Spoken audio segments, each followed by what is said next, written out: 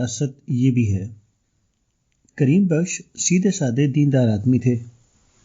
گاؤں کی معمولی آمدن پر گزر کر لیتے۔ 65 سال کی عمر میں وہ 4 بچے چھوڑ کر مرے تو ان کے لیے کوئی قابل ذکر جائیداد نہیں چھوڑی تھی۔ ان کے انتقال کے بعد ان کے بڑے صاحبزادے رحیم بخش شہر چلے آئے تاکہ اپنے لیے کمائی کی کوئی صورت کر سکیں۔ شہر میں انہوں نے مختصر سرمایہ کے ساتھ ایک کاروبار شروع کر دیا۔ رحیم بخش کے والد نے ان کے لیے کوئی مادی وراثت نہیں چھوڑی تھی، مگر قناعت اور سادگی اور کسی سے لڑے بھڑے بغیر اپنا کام کرنے کی وراثت چھوڑی تھی۔ یہ وراثت رحیم بخش کے لیے بے حد مفید ثابت ہوئی۔ ان کی سادگی اور قناعت کا نتیجہ یہ ہوا کہ معمولی آمدنی کے باوجود وہ مسلسل ترقی کرنے لگے۔ ان کا لڑائی بھڑائی سے بچنے کا مزاج ان کے لیے مزید معاون ثابت ہوا۔ ہر ایک ان سے خوش تھا، ہر ایک سے ان کو تعاون مل رہا تھا۔ ان کی ترقی کی رفتار اگرچہ سست تھی مگر وہ ایک دن رکے بغیر جاری رہی۔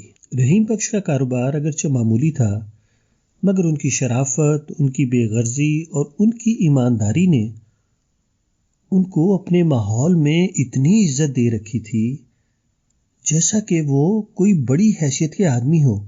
ان کے پاس سرمایہ بہت کم تھا مگر لین دین میں صفائی اور وعدے کا پکا ہونے کا نتیجہ یہ ہوا کہ بازار میں بڑے بڑے تھوک بیپاری ان سے کہتے کہ میاں جی جتنا چاہے مال لے جاؤ، پیسے کی پرواہ نہ کرو، پیسے بعد کو آ جائیں گے۔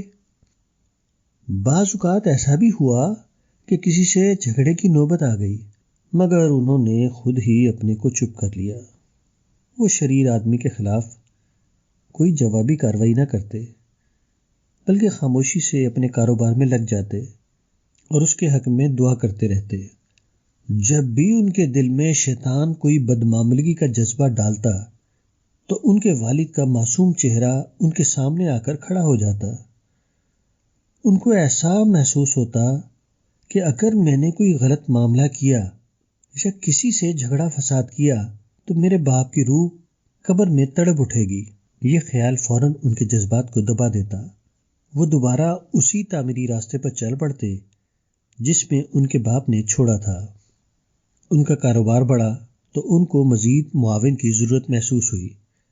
اب انہوں نے اپنے بھائیوں کو بلانا شروع کیا، یہاں تک کہ 4 بھائی شہر میں منتقل ہو گئے۔ دھیرے دھیرے ان کے کاروبار کے 4 مستقل شعبے ہو گئے۔ ہر شعبہ ایک ایک بھائی کے سپرد تھا۔ 4 بھائی ایک ساتھ مل کر رہتے اور ساتھ کھاتے پیتے مگر کاروباری اعتبار سے ہر بھائی اپنے اپنے شعبے کو آزادانہ طور پر انجام دیتا تھا۔ کچھ دنوں کے بعد رحیم بخش کو محسوس ہوا کہ بڑے بھائی ہونے کی حیثیت سے چونکہ وہی کاروبار کے مالک ہیں اس لیے بقیہ بھائی اپنے کام کو اس دلچسپی سے نہیں کرتے جیسا کہ کوئی آدمی اس وقت کرتا ہے جبکہ وہ کام کو اپنا ذاتی کام سمجھتا ہو۔ اب رحیم بخش کے لیے 2 صورتوں میں سے کسی ایک کے انتخاب کرنے کا سوال تھا، یا تو کاروبار کو اپنے قبضے میں لے کر بقیہ 3 بھائیوں کو اس سے الگ کر دے اور اس کے نتیجے میں ہمیشہ کے لیے بھائیوں کی دشمنی خریدیں۔ دوسرا یہ کہ معاملات کو اسی طرح چلنے دیں یہاں تک کہ بالآخر وہی ہو جو عام طور پر مشترکہ کاروبار میں ہوتا ہے، یعنی باہمی شکایت اور اس کے بعد تلخ یادوں کے ساتھ کاروبار کی تقسیم۔ رحیم بخش نے چند دن سوچا اور اس کے بعد سب بھائیوں کو جمع کر کے ساری بات صاف صاف ان کے سامنے رکھ دی۔ انہوں نے کہا کہ خدا کے فضل سے ابھی کوئی بات بگڑی نہیں ہے۔ بہترین بات یہ ہے کہ 4 بھائی ایک ایک کاروبار کو لے لیں اور ہر ایک ذاتی طور پر اپنا کاروبار چلائے۔ اس طرح ہمارے والد کی روح کو سکون پہنچے گا اور مجھے یقین ہے کہ اس میں ہر ایک کے لیے زیادہ برکت ہوگی۔ 3 بھائیوں نے کہا ہم تو سراپا آپ کے احسان مند ہیں، اس لیے آپ جو بھی فیصلہ کر دیں وہ ہم کو منظور ہے۔ مختصر گفتگو کے بعد یہ طے ہوا کہ قرعہ اندازی کا طریقہ اختیار کیا جائے۔ چنانچہ اسی وقت قرعہ کے ذریعے ہر بھائی کو ایک ایک کاروبار دے دیا گیا۔ اب 4 بھائی اپنے اپنے کاروبار میں لگے ہوئے ہیں۔ ہر ایک اپنے بچوں کو لے کر اپنے کام میں صبح سے شام تک محنت کرتا ہے۔ چاروں کے درمیان پہلے سے بھی زیادہ اچھے تعلقات ہیں۔ ہر ایک دوسرے کی مدد کرنے کے لیے ہر وقت تیار رہتا ہے۔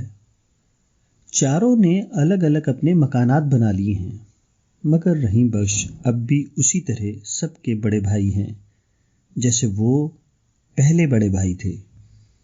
ایک بھائی جو بات کہہ دے اس کو دوسرا بھائی کبھی نہیں ٹالتا۔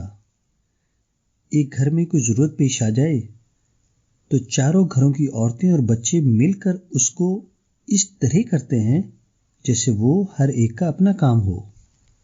اکثر باپ یہ سمجھتے ہیں کہ اپنی اولاد کے لیے سب سے بڑی وراثت یہ ہے کہ وہ ان کے لیے مال اور جائیداد چھوڑ کر اس دنیا سے جائیں، مگر حقیقت یہ ہے کہ سب سے زیادہ خوش نصیب اولاد وہ ہے جس کے باپ نے اس کے لیے بااصول زندگی کی وراثت چھوڑی ہو۔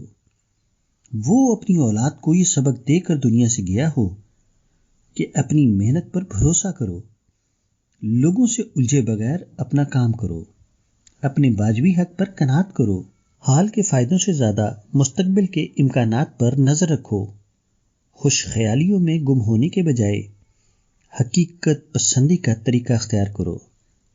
مادی وراثت سے زیادہ بڑی چیز اخلاقی وراثت ہے، مگر بہت کم باپ ہیں جو اس حقیقت کو جانتے ہیں۔